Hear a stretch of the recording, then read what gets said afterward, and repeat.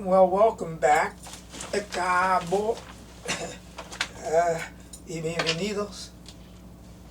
As I mentioned to you from this afternoon, I will come back and talk to you specifically about the Orisha, the Eshu called Okoboro.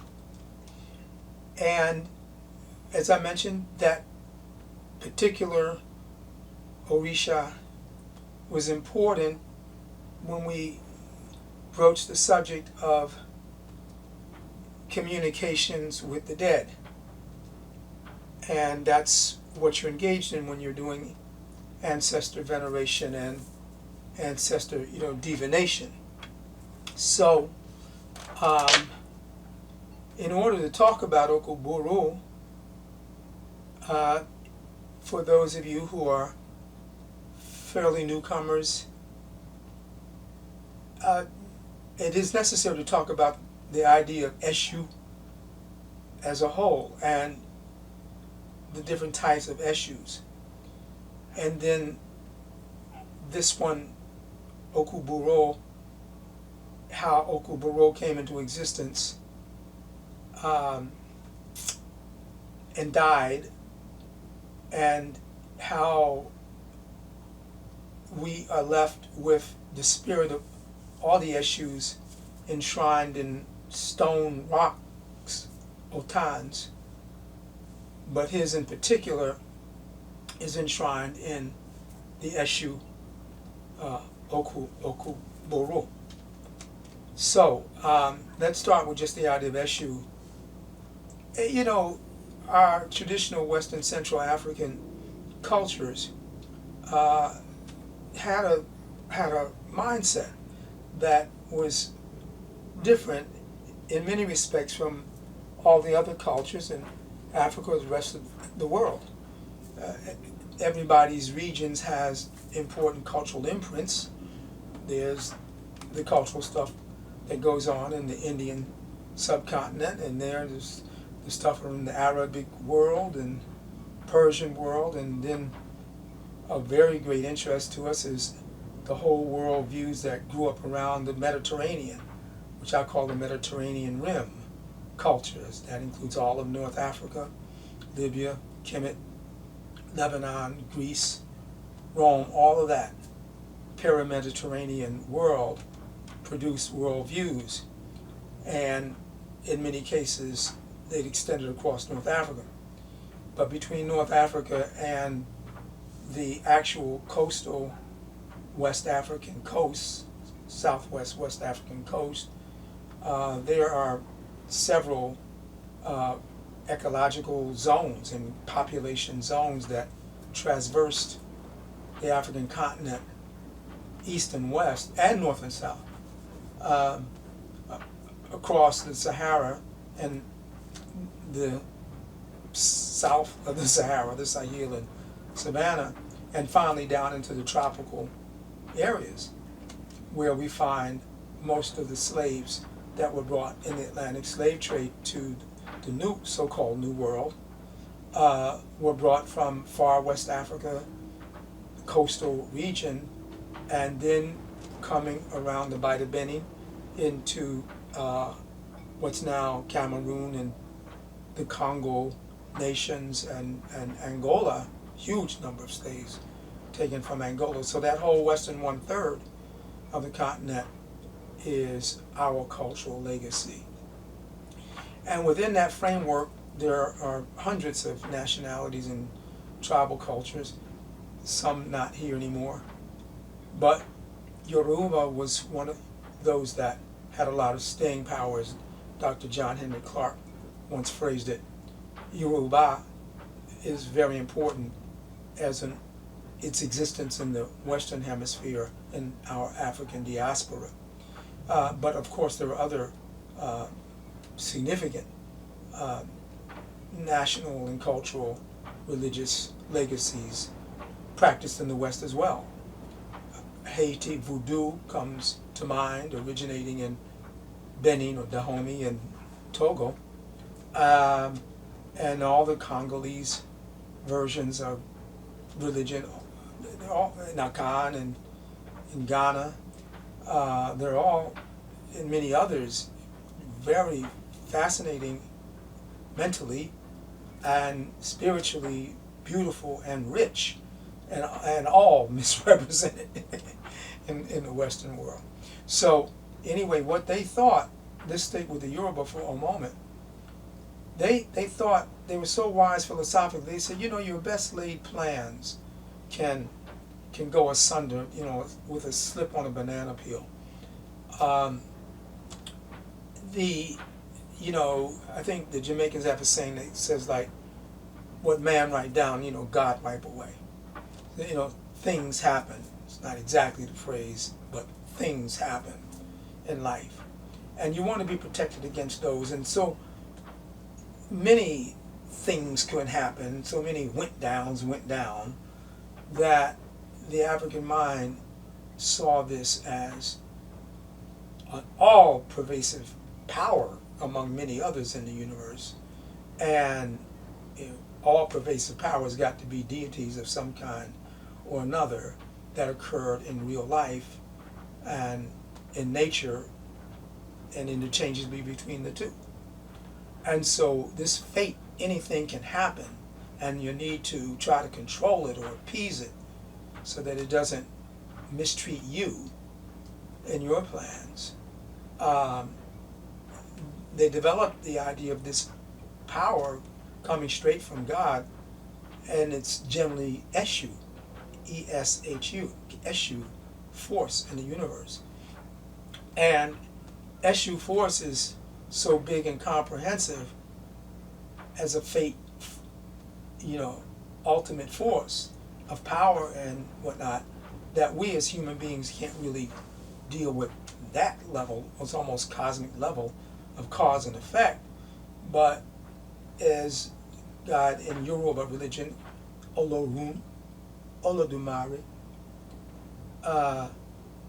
would have it, God created intermediaries, which we call Orishas. And the Eshu intermediaries are called, well, they're Eshus, different types. Some is Eshu ELEGBA, you know, Eshu Afra. There are many, many Eshus that operate on earth. Eshu ELEGBA, to our way of living, was among the most important, but there are others. And each Orisha had an Eshu, and each Odu has an Eshu. And they're powerful, they must be reckoned with. And so ELEGBA, the one that is most spoken of and most active in Africa, is called ELEGBARA, ELEGBARA, and in Cuba, ELEEGUA, ELEEGUA, and in the United States, ELEGBA, LEGBA. In Haiti, Papa Legba. This force, Orisha, mediates all communication. It's the force that among its forces is the ownership of the channels of communication and roads to get something from here to there, like a communication. And this force mediates, or the ELEGBAs, the useful forces that part of the energy we have access to and has access to us, is in control of how our communications get to the Orishas and our ancestors and our Odus. And so they have to be appeased, they have to be pleased and recognized, and they're very fickle, the ELEGBAs. You know, you have to recognize them. They're like spoiled kids in some ways. They're childish, but with the power of a, you know, powerful man or woman. You know, can do some spectacular things, and they have power that's magnified way beyond anything we can imagine. And they have the power of mischief and miscommunication. So we want to keep them on our sides. So early in the religions, of course, among other things you receive from Ilekis, if you come into the religion, and or Coyales in Espanol, then you will also receive, your Elegua, or the rocks representing your Elegua, right? That is in your yard to protect your home from harm coming in, or inside your door with your other warrior protectors of your doorway, because Elegba's place is at the door. Elegba mediates going from the known into the unknown, crossing all thresholds. Elegba mediates all door openings and closings. Opportunity open, opportunity close. The opportunity could be for good or for bad. So you don't want everything open, obviously. You don't want everything closed. You have to communicate with Allegra to find out which is the best for you at this moment, at this time. Should this opportunity be open, or should that be closed off? And so, as you pursue your destiny, so that's what Eshu does. Eshu is polarities, day and night, life and death, right or wrong, right or left, and you want to get good communication from Legwa. And whenever you make an offering to the Orishas, you should make a little part of that offering to Allegra as well. So that brings us to Okoboro. And this story in Itan, or there are two of them that I'm going to recite and read to you, are very common. Nobody owns these. This is not copyrightable stuff, because it's a part of the folk heritage culture of the world that was established regarding Yoruba oral literature by Dr. Wande Ambimbola back in the 1980s in the International United Nations Conference on the subject of folk culture and African folk culture in general. So nobody owns any of these stories. They're part of our folk heritage. But I would like to give credit where I can, and one of these I can certainly do. The other one, I don't know where I got it, but I read it somewhere, and I'll share with you because it's about Okuboro. Now, the first one goes like this. Well, first of all, some of my commentary. As I said, ELEEGUA is the birth, and its powers contain all the ASHE. And as I mentioned, they control communications and roads and whether or not sacrifices and offerings get to the Orishas and whatnot. And that power is, seriously to be reckoned with. So what we want to know from that is whether or not we have Legwa on our side, or are we going to be subject to the whims of, the great international trickster or something. And this is the story of one of those roads of Eshu called Okoboro. Now, Okoboro was born in a particular nationality in Yoruba land. There are 16 major ones, and AGBAYE is one of them. And out of that one, they had a king in their cultural history named King Okoboro. And Okoboro was married to Anyigui, or Anyiki, or Anaki, and that one was legendary in their particular subgroup within the Yoruba as a whole. And in when that story was brought over from there to Cuba, because every nationality got represented in Cuba, the Okoboro was substituted for by the Orisha, the king of the Orisha, Obatala, or Obatala. And the mother kind of was syncretized with the Orisha Oya,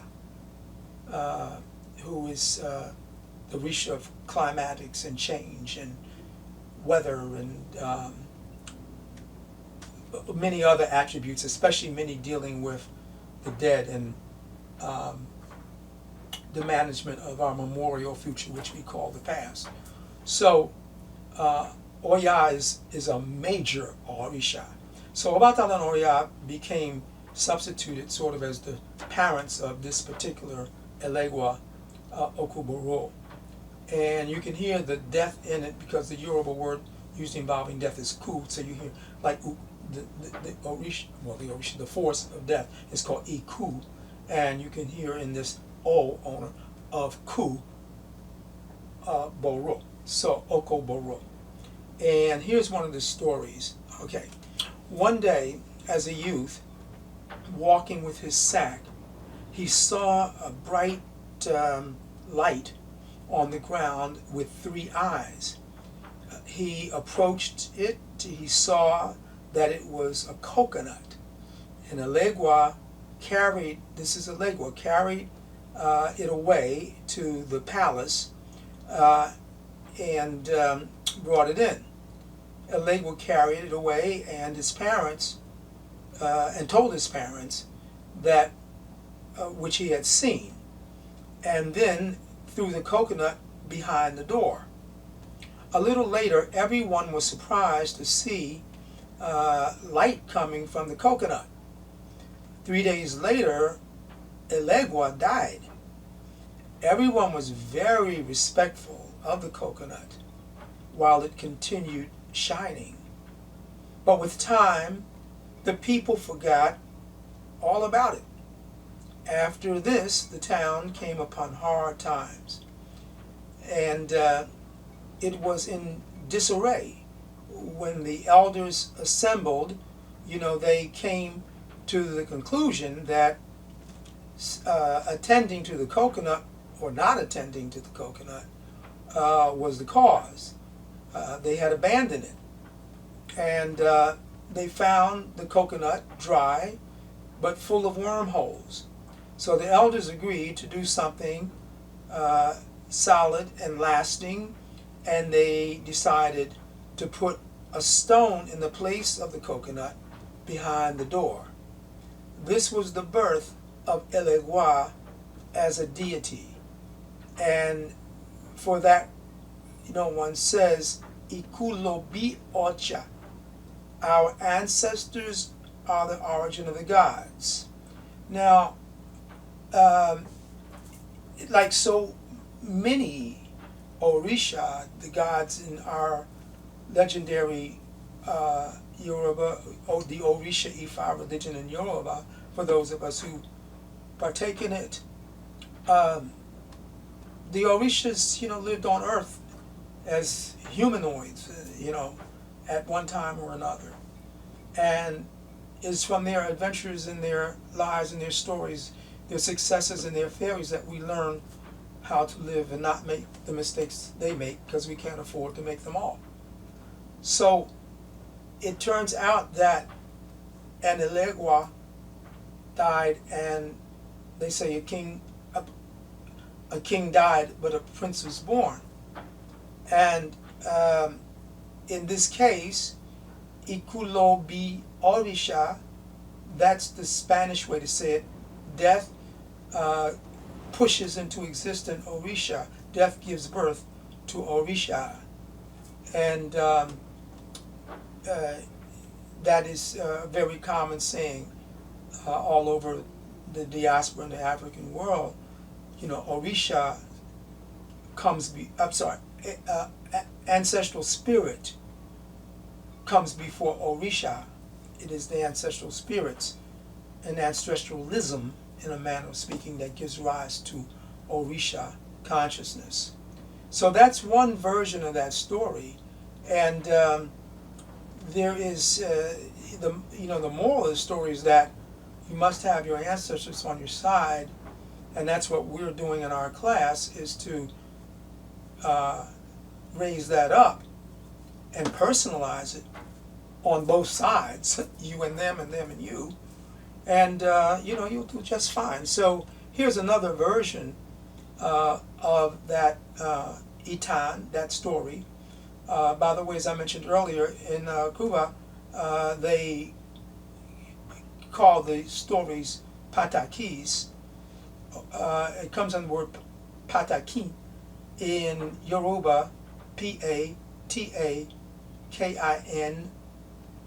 P-A-T-A-K-I-N, patakin. And in Yoruba, when a vowel comes before a consonant at the end, you don't stress that last letter, that last consonant. So it's pataki. And that's it came to Cuba as pataki. And so, I think I said it right, pataki. So I'm not sure what that last tone is like. But anyway, it came there. And it means important. And I was told that it became to mean story because elders were teaching their children, their ahijados, and their hijos, that this is an important story. It's an important story. Sit down, siéntese, tome asiento, listen, escúcheme, because this is an important story. And so the word importance became equivalent to the word story, and that's how patakis came into our language. So anyway, this is the second one. It goes like this. He was a restless and playful boy who liked to get into mischief. When he was a teenager, he went out for a day out with his entourage, and when passing through a field where the grass was very high, he was walking, with a sack on his back, and he saw a bright light on the ground with 3 eyes, and he saw that it was a coconut, and the Legwa carried it away to the palace, and sort of the rest of that story. So that one began. There are minor variations in it of how it began, but that's very common with the patakis. We're not dogmatic. As a matter of fact, ELEGBA is the complete antidote for dogmatism in our religion. And it's one of the many things that distinguishes us from everybody else in our world, is that we have orientations that are very practical, very sensible, and in the sense that it's folk wisdom at its best, and it's ours. We're not a guest in somebody else's house. It's our legacy as African Americans and Afro-Latinos, or Afro-Latinx now. So, if that's your heritage, this could be of some value to you. And that's the story that it teaches, that we have our rituals today that were based on events that took place among the Orishas and the ancestors in our cultural past. Among African Americans, Yorubas were fairly minor in terms of representation, but in Cuba a great deal, in Brazil a great deal. It just, as Dr. Clark said, Yoruba just was able to come to our attention directly from Africa and also through Cuba, because it has so much, quote, staying power. So I wanted to tell you about Okoboro. Okoboro, as you see, then was the child of Oya. Oya is the owner of the gate to the graveyard. Without her opening the gate, you can't enter. And I guess whatever's in there can't come back out. Except if Oya allows it. And Obatala is the king of Orisha in our religion. So you see the connection of heavy duty cosmic level of spirituality with the management of death, and it is one of the reasons why Ifa is very good for helping to avert death, and Okuboro is right at the center of that, because that's the Eshu that, in a sense, that will connect you to Iku. So this is the tortured way of trying to express it to you, but it might be of some interest. I think it's mostly correct from what I've been able to gather from elders and from my reading. So I hope I pass it on along to you and wish you well. So today we learn how to open that coconut to get the shells, and so that you can communicate with your ancestors. No one can come between you and your ancestors. You do not need to worry about whether they're on your side. They were basically decent people. You basically living a decent life. They're on your side. You don't even have to ask them for blessings. They're there. But you can mess it up. That's another story. So no one comes between you and your ancestors. You can dialogue with them and get answers to questions, which we will study that part in another session. And I think that should cover most of it. So I bid you good night. Had to come back a little later. And go well on Aireo.